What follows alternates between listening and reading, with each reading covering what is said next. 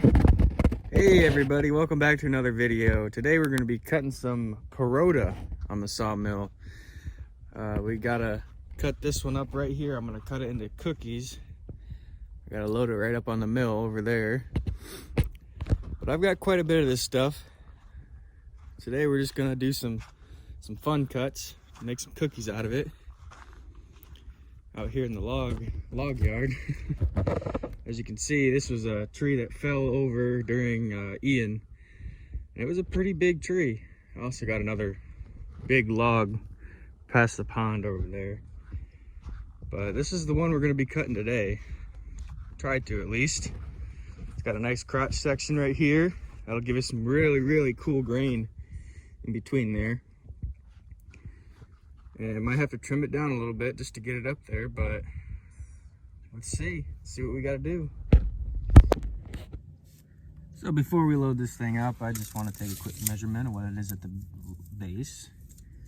We got 33.5, and we got 26. So my sawmill, the max is 24 inches wide, so we might have to trim that down a little bit. That's okay though. Still get some nice pieces up the top. And the main crotch area is, let's just see,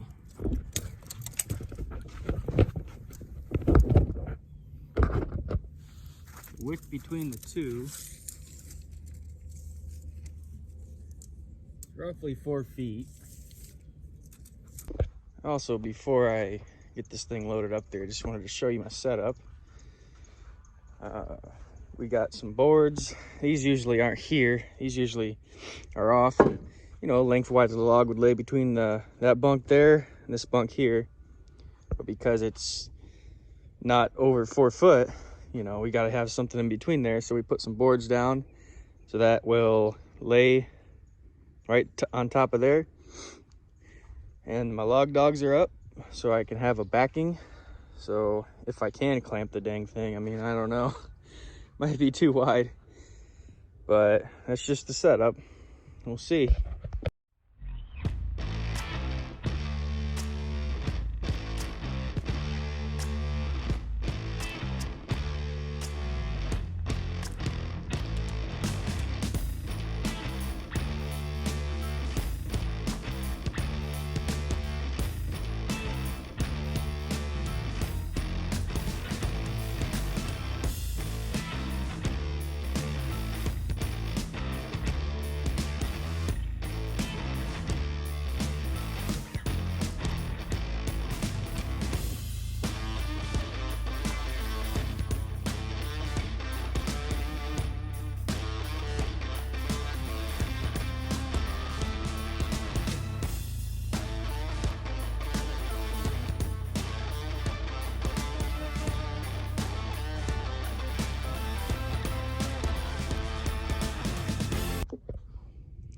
Now, some might call me crazy for cutting this big old log on this little old mill, but we are gonna do it.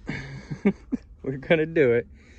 Now we got it up there. I got the saw head raised all the way up, and normally you get about 6 or 7 inches from the top of the blade until it hits if you're cutting a big beam or something. So I got to cut that much away with the chainsaw. Just get it out of my way, and it fit pretty good width-wise. It'll cut it. Just the height is the only difference. And as you can see, here's a little look at what this stuff might look like once you get into it. I got a little water on there now. It's a relatively soft wood. You know, it grows in abundance overseas, a little bit down south, more of the tropical climate tree. But this is elephant ear. They grow these seeds that look just like elephant ears, and they grow big pieces of slabs once you get them cut up, you know. Great for big conference tables, and it's a beautiful wood. Beautiful wood. It's just a little soft on the soft side, so it's great for a little bit of everything. Good to work with. All right, let's get into it.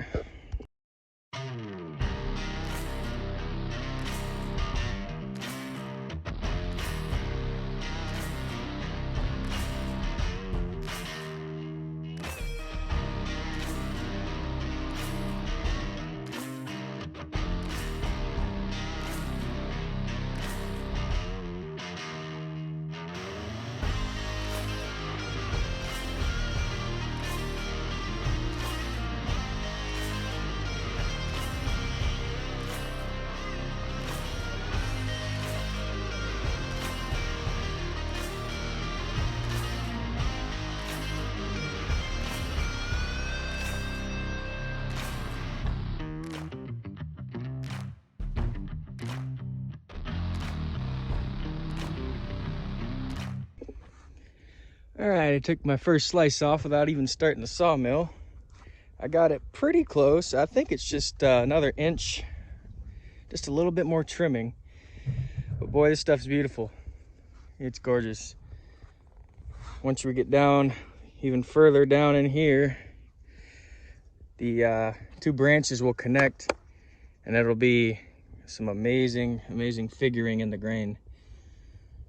And we're gonna keep rolling.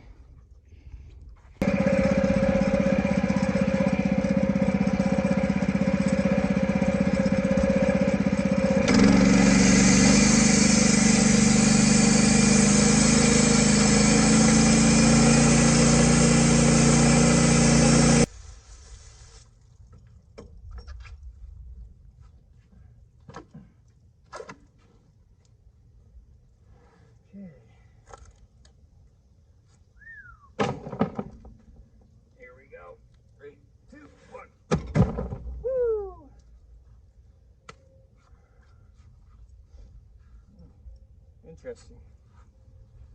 Check this out. So this is a part of it that the water hasn't hit yet. Of course, this log is still soaking wet. But just look at that. Beautiful. Beautiful grain starting to get into there.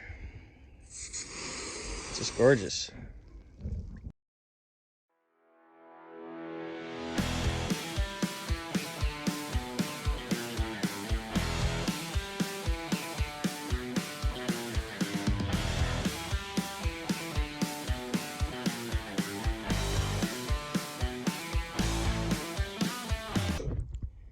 All right, as you might have seen in that last clip, this thing was bouncing all around because I didn't have a clamp on it.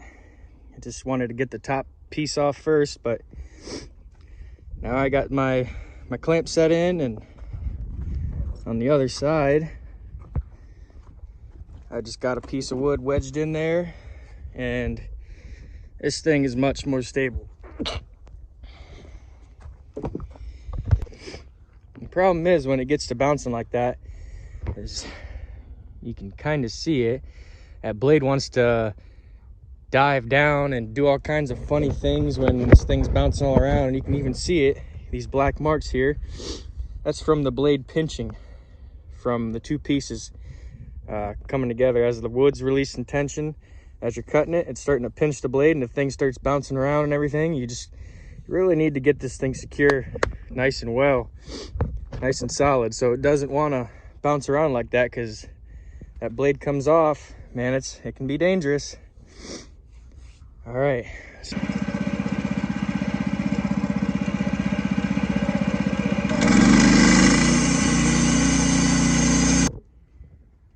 So the problem is it just keeps wanting to dive and do all sorts of funny stuff. It's not a straight cut. When it starts straight and then it wants to jump up, I just adjusted the tension and the tracking, and everything seems to be okay. But what happens when this mill head comes forward, it hits right here, and I think it might be pushing the log up at an angle, and that's what's causing the blade to start cutting at a different angle. It starts to pinch and it's not very happy. But might have to figure out a different way to clamp this thing down.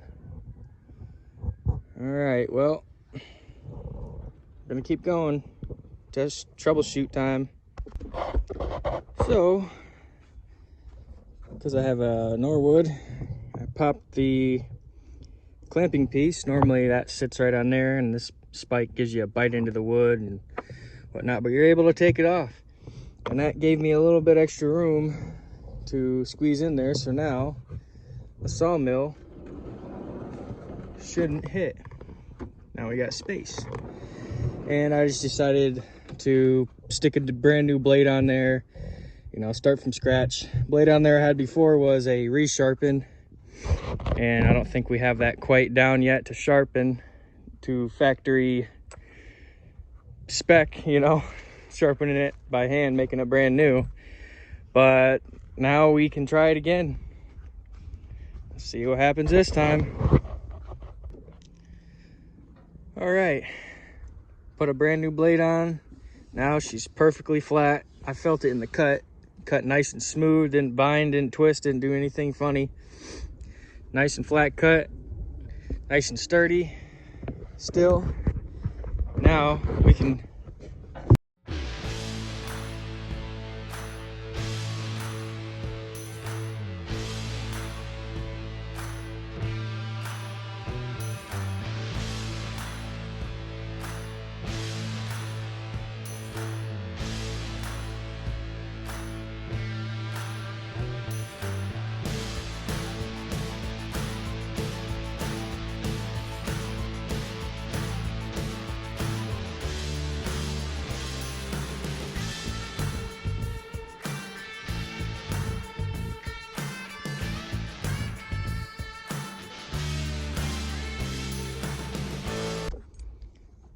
got them all cut up.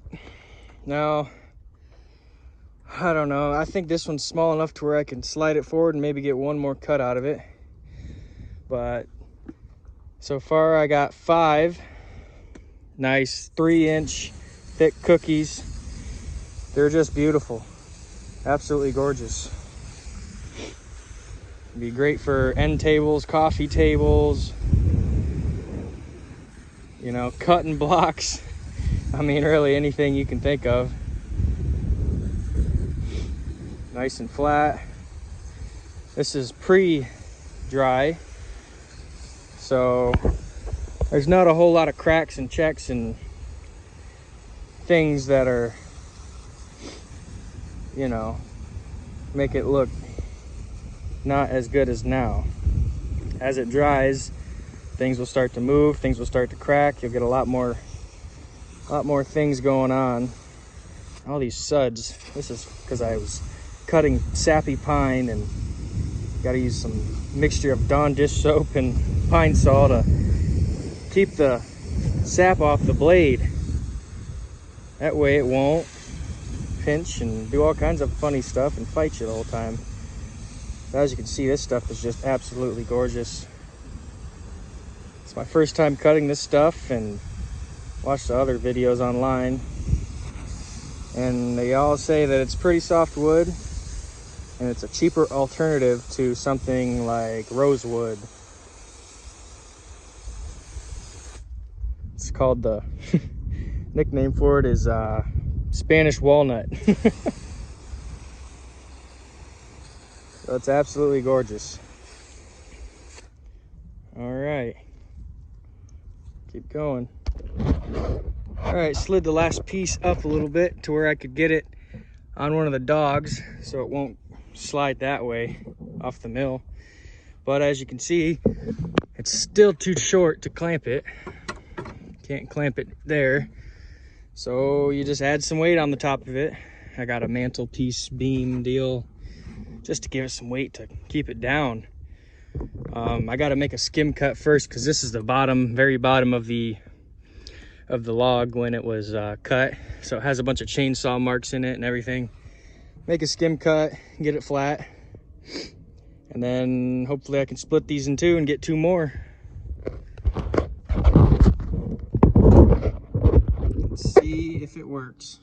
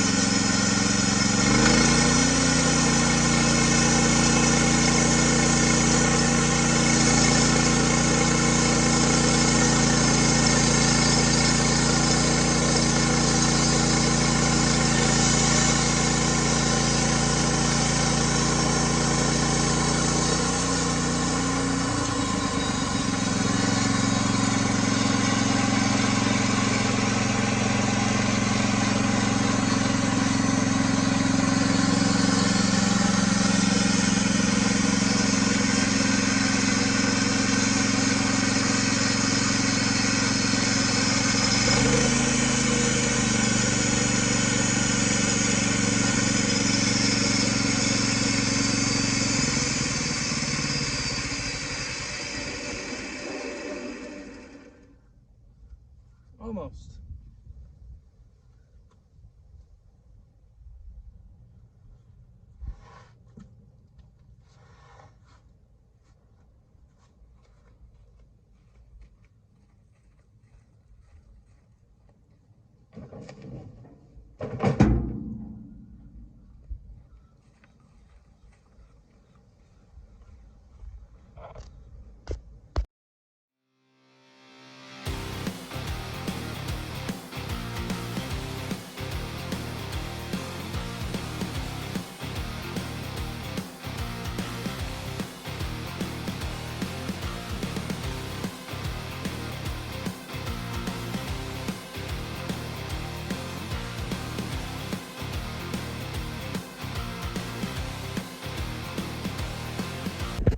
All right, and if you enjoyed this video, please like and subscribe and comment, and I'd like to hear what you guys think about this stuff and what I should do with it. All right, thank you. See you on the next one.